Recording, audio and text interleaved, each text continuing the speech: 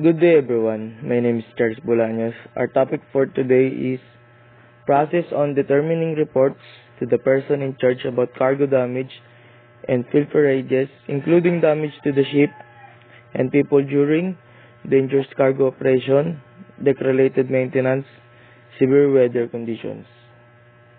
Container vessels usually follow a tight schedule of ports of call. They presumably follow one fixed route with certain numbers of ports which are likely to be changed as per the interest of the company. During the port stay of the vessel, the deck officers are in charge of monitoring the loading and discharging of cargo and numerous other indispensable happenings on board. Incidentally, this explains why many officers on board finds the port stays more hectic than a normal day at sea.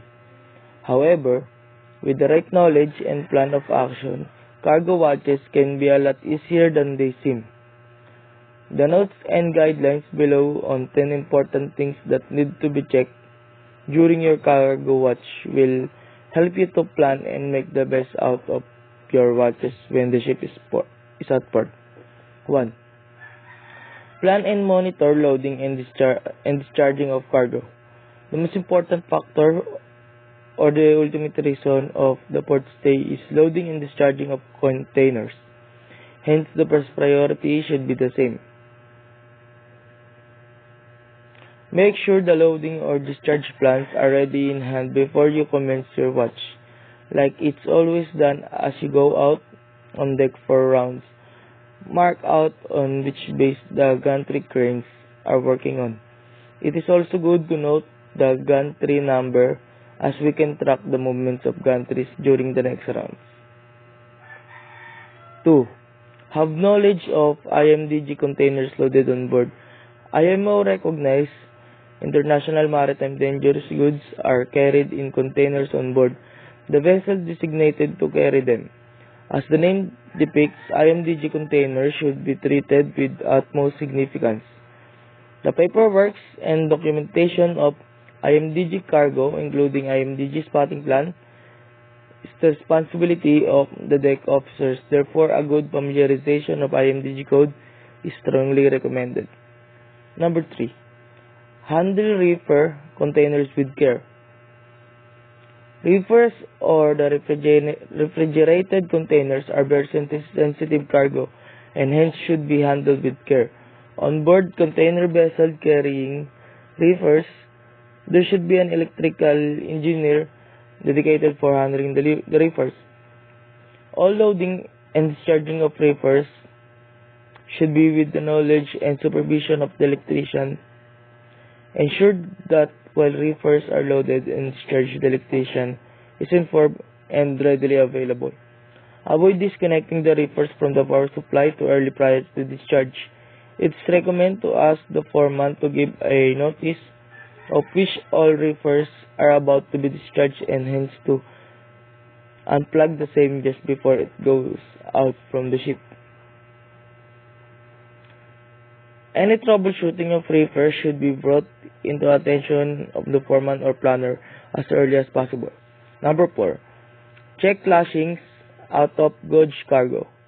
OG means cargo which are not suitably fitted inside the container. Such cargo can be heavy machinery, spare parts, boats, yachts, etc. OOG are usually loaded under deck inside the cargo hold. It can also be loaded on top of flat racks container or by using wooden dunnage. Number 5. Have proper visual inspection of ship's draught. It is nothing new that arrival draughts and departure draughts need to be visually checked and logged down. The significance of draught not only applies during arrival and departure but also during the whole period of time when the ship is alongside. Number 6. Check ship ballast and list. It is normally the chief officer who is responsible for the ballast operation and the stability of the vessel.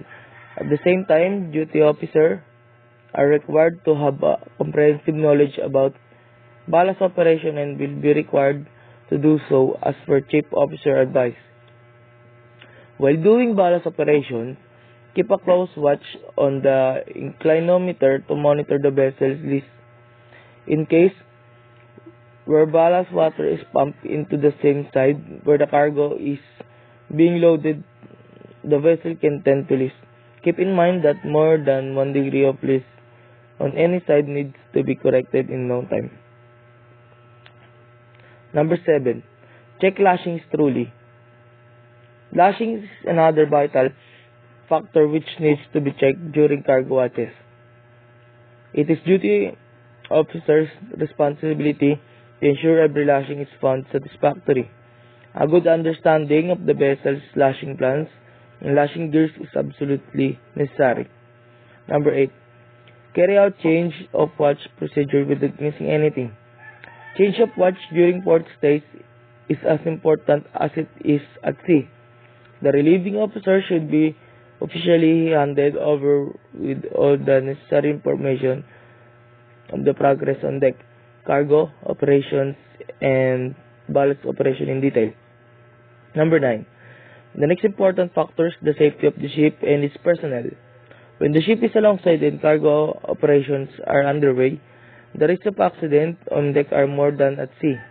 The safety of the ship's crew and shore stevedores are to be ensured, and any unsafe working practice should be noticed and stopped. Number 10. Carry out cargo completion without errors. This final phase of the port stay can be a busy one. When the cargo completion comes on your watch, you have to be sure of the count of moves left. During the last round, count how many more containers are to loaded on each bay and total it to find how many moves altogether are remaining. So that's all. Once again, I'm Charles Bolaños. Thank you.